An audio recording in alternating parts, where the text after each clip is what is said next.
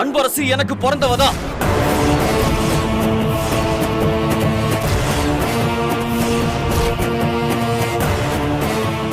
அவதான் இந்த வீட்டோட மூத்த வாரிசு.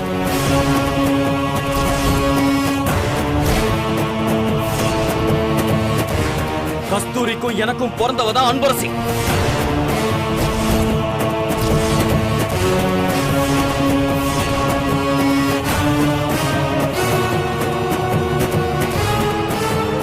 இத்தனை வருஷமா என் குட்டிமா எங்க இருக்கான்னு தேடிட்டு இருந்தேனே.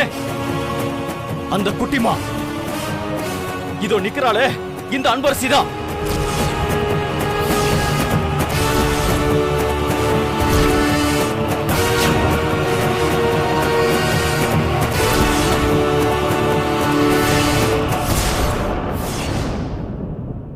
என் குட்டிமா.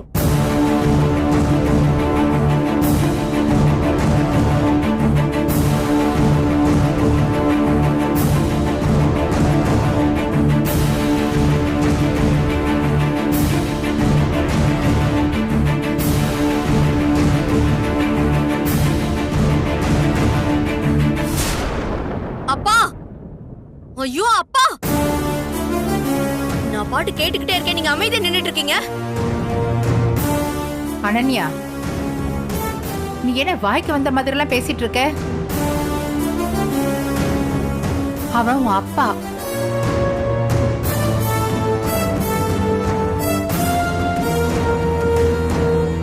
அவனை போய் என்ன வார்த்தை கேட்டுட்ட?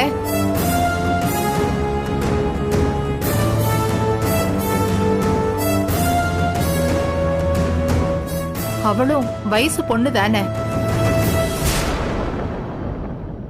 உனக்கு வாங்கி கொடுக்கும்போது அவளுக்கும் வாங்கி கொடுத்திருக்கான். கொஞ்சம் கூட மரியாதையே இல்லாம அவங்கிட்ட நேருக்கு நேர நின்னு இப்படி கத்திட்டு இருக்க. ஆமா பாட்டி, ஆமா. இப்போ வரைக்கும் அவரால் எதுவும் பேச முடியாம தானே நின்னுட்டு இருக்காரு. ஏன்?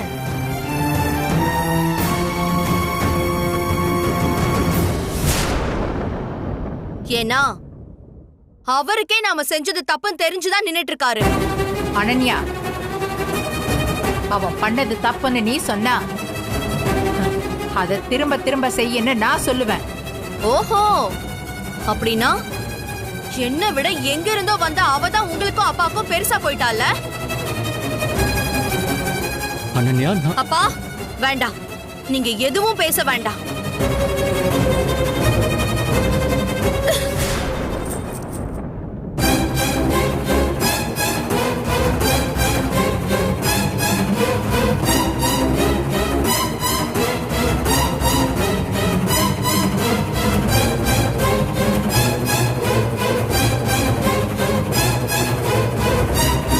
அனன்யா, நீ என்ன பண்ற? அவரையே வாங்கி கொடுத்தீங்கன்னு கேட்கதானே எனக்கு அதிகாரம் இல்ல. ஆனா எனக்கு வாங்கி கொடுத்த பிரேஸ்லெட் பிச்சு போட எனக்கு உரிமை இருக்குல்ல.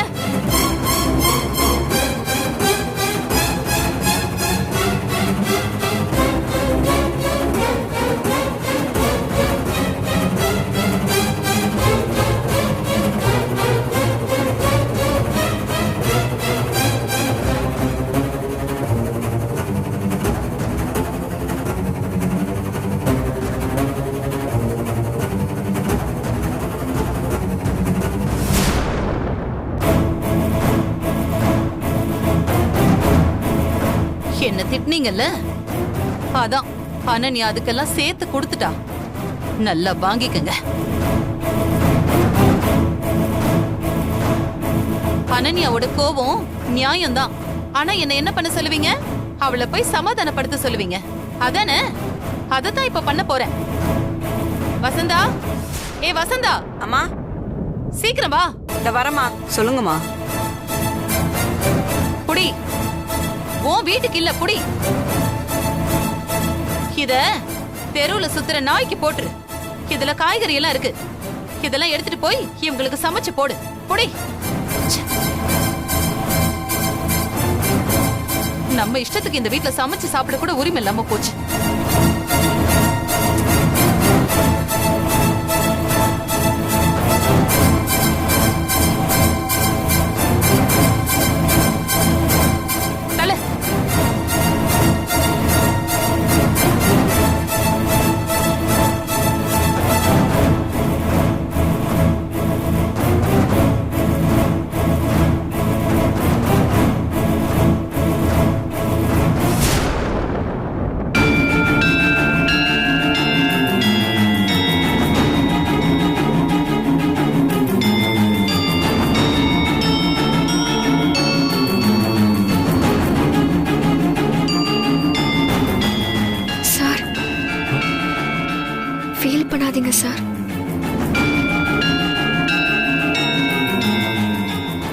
அவ ஏதோ சின்ன பொண்ணு கோவத்துல தெரியாம தப்பா பேசியிருக்கா.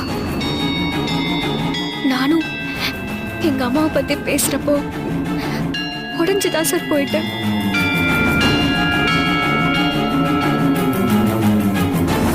எனக்கு இந்த மாதிரி அசிங்கப்பட்டு பழகிடுச்சு சார். நான் உங்ககிட்ட வேண்டான்னு சொன்னதே இந்த மாதிரி ஏதாவது நடக்கூடதா சார்?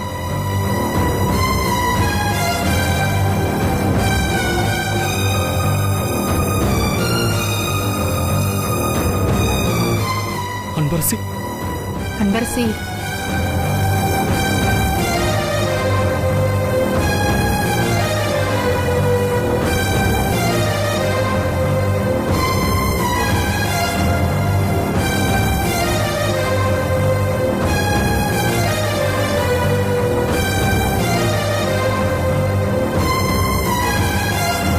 அன்பரசி, நல்ல நாள் அதுவுமா கையில போட்டதை ஏமா கழட்டி கொடுக்கற? இல்ல பாட்டி. சார் இந்தாங்க சார்.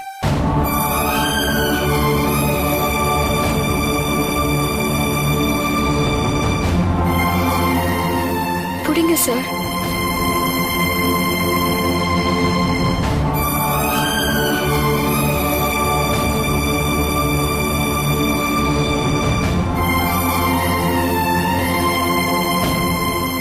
அனன்யா தான் புரிஞ்சுக்காம ஏதோ பேசுறான்னா நீ போய் அதை பெருசா எடுத்துக்கிட்டு நீ அதை கழட்டி கொடுத்துட்டியே. இல்ல பாட்டி,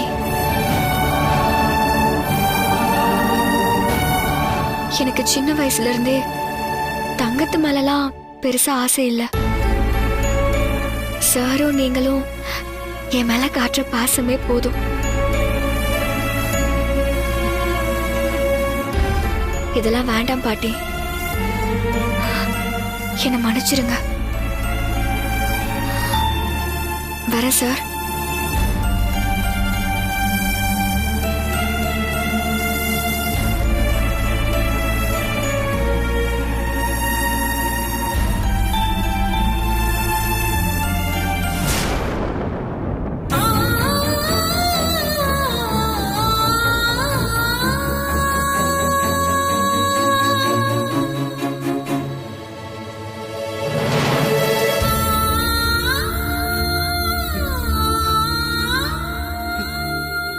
சந்திரா,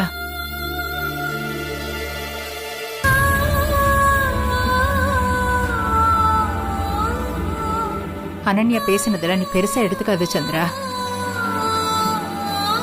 அவளுக்கு சட்டிக்கும் பானிக்கும் அர்த்தம் தெரியுமா? ஏதோ அறிவு கட்டுத்தனமா பேசிட்டா. விடு சந்திரா.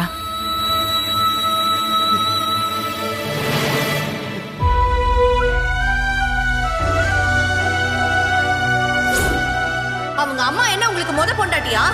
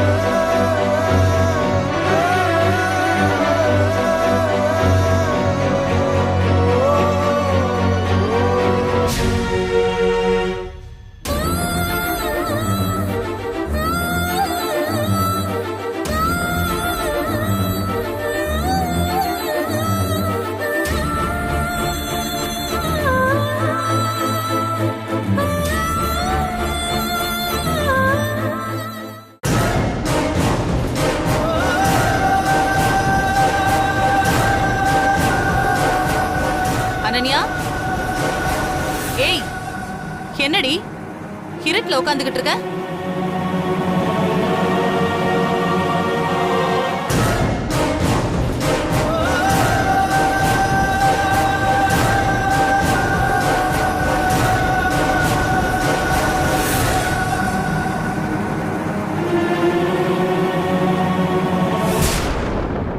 அனன்யா, என்னடி இன்னைக்கு இப்படி வெடிச்சிட்ட? சும்மா சிவகாசி பட்டாசு மாதிரி படபட படபடன்னு பொறிஞ்சு தள்ளிட்டியேடி. மா ப்ளீஸ் மா, என்ன கொஞ்ச நேரம் தனியா இருக்க விடுறியா? நான் இப்ப என் கண்ட்ரோல்லே இல்ல. என்னடி நீ உங்க அப்பா கிட்ட அப்படி பேசுனா ஓகே, என்கிட்ட அதே மாதிரி கோவமா பேசுற? இத பாரு, நீ பேசுனது தப்புன்னு நான் சொல்லவே இல்லையே. என்ன நீ அடிச்சு தம்சம் பண்ணது எல்லாம் சரிதான். ஆனா உங்க அப்பாவை விட்டுட்டு எப்ப பார்த்தாலும் போட்டு கொடுக்குதுல்ல அந்த கிழவி, அத 4 கேள்வி கேட்டிருந்தேன்னு வச்சுக்கோயேன், நான் இன்னும் சந்தோஷமா இருப்பேன்.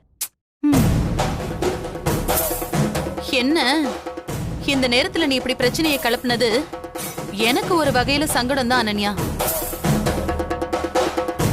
என்ன பாட்டி வராங்கன்னு சொன்னல,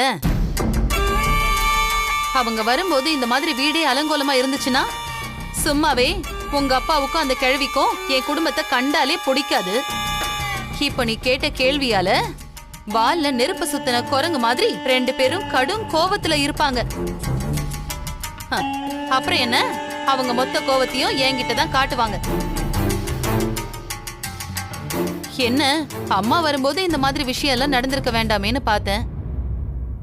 அதுதான் கொஞ்சம் கவலையா இருக்கு. ஆனா நீ சூப்பர் டி. நான் கல்யாணம் ஆகி இத்தனை வருஷத்துல உங்க அப்பாவை நான் இப்படி பார்த்ததே இல்லடி.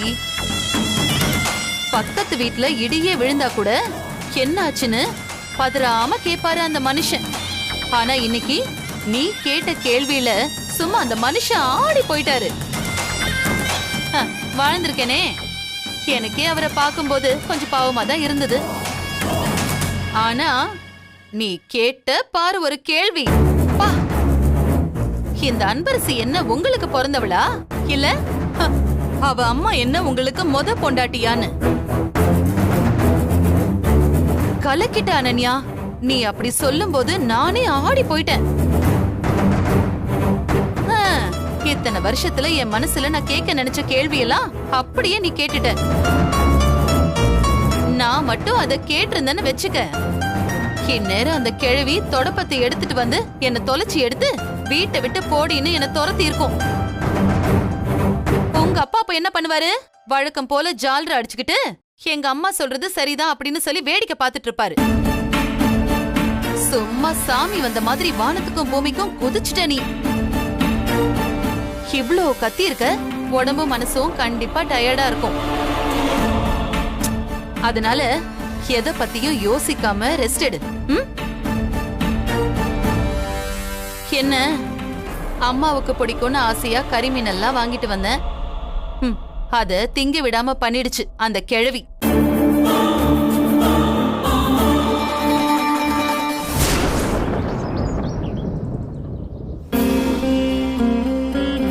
முருகா, நான் கனவுல கண்ட மாதிரி எதுவும் தப்பா நடந்துடக்கூடாது. அந்த பாதகத்தை சிவகாமி இருக்கிற வீட்லயே அன்பரசியும் இருக்கான்னு நினைக்கும் போது ஒவ்வொரு நிமிஷமும் எனக்கு உயிர் போய் உயிர் வருது. நீதான்ப்பா என் பொண்ணுக்கு துணையா இருந்து அவளுக்கு எதுவும் தப்பா நடக்காம பாத்துக்கணும்.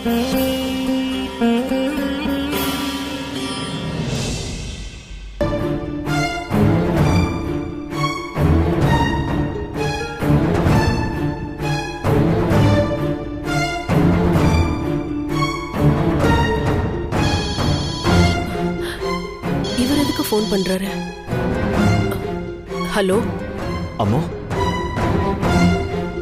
என்னால உனக்கு பண்ணி கொடுத்த சத்தியத்தை காப்பாற்ற முடியாது அம்மு. ஏங்க என்ன சொல்றீங்க? ஆமா, இன்னைக்கு வீட்ல என்ன நடந்துச்சு தெரியுமா? என்னங்க, அனன்யாக்கு நான் தான் பேசினேன்னு தெரிஞ்சிருச்சா? அதெல்லாம் ஒண்ணும் இல்ல.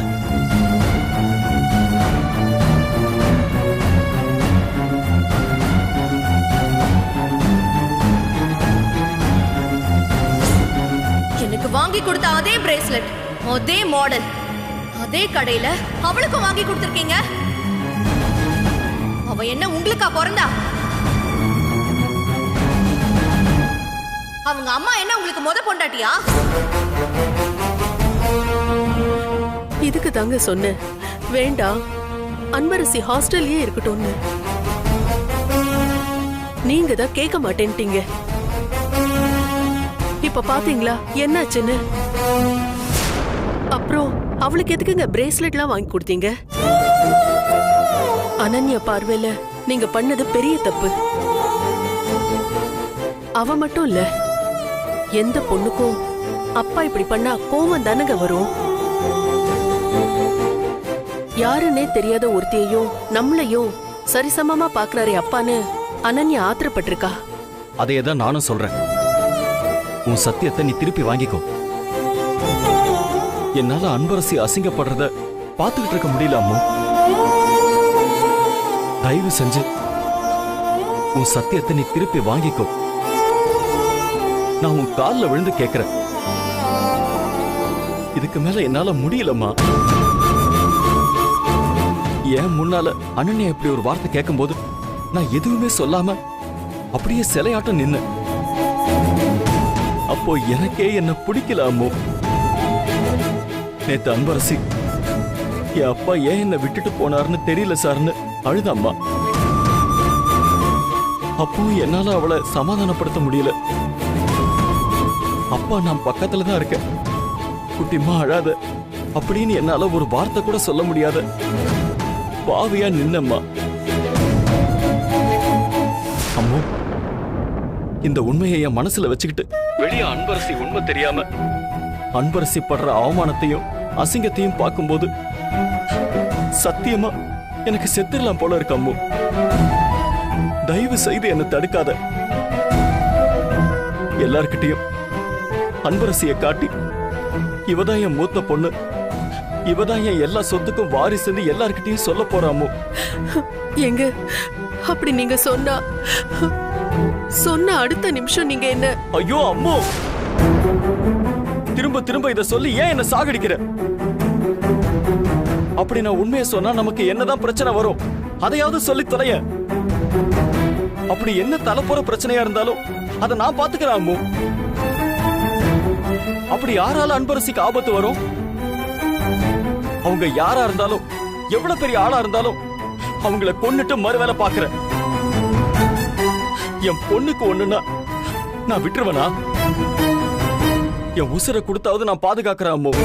எங்க எனக்கு நீங்களும் முக்கியம், அவளும் முக்கியங்க. புள்ளையா புருஷனா நான் என்னங்க பண்ணுவேன்? அவங்கள கொன்னுட்டு நீங்க ஜெயிலுக்கு போவீங்களா? அப்போ என்னதான் பண்ண சொல்ற அம்மு?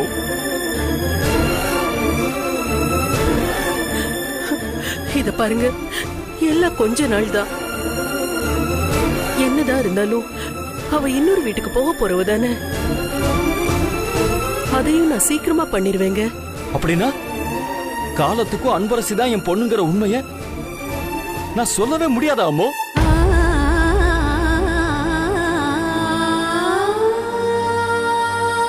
ஏய், என்ன பேசாம அமைதியா இருக்க? அப்படின்னா சொல்ல அம்மு.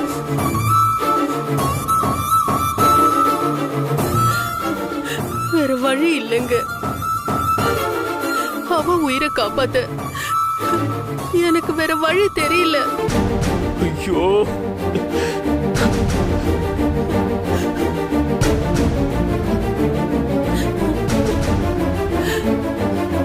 எங்க இந்த பிரச்சனை எல்லாம் வராம இருக்கணும்னா நான் சொன்னதுதான் ஒரே வழி.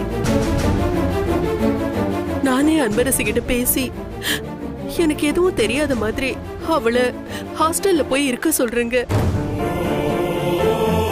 ஏன் அம்மு இப்படி எல்லாம் பேசிட்டு இருக்க? ஏய், அவ அப்பாவா? என் மனசு எவ்வளவு வலிக்குது தெரியுமா?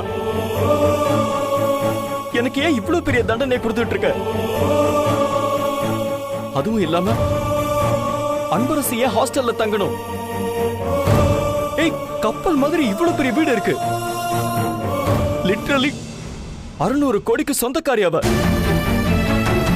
ஏய், அவ ஏன் கஷ்டப்படணும்?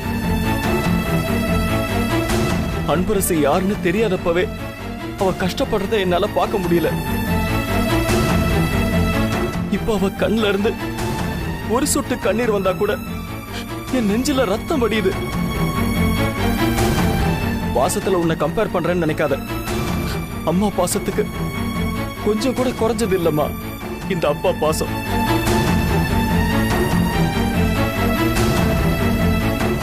சரிங்க, நீங்க சொல்ற மாதிரியே அன்பரசி தான் உங்க பொண்ணுன்னு தெரிஞ்சா இப்பவே அவளை ஏத்துக்க முடியாதா அனன்யா? அப்புறம் மட்டும் ஏத்துக்குவாளா?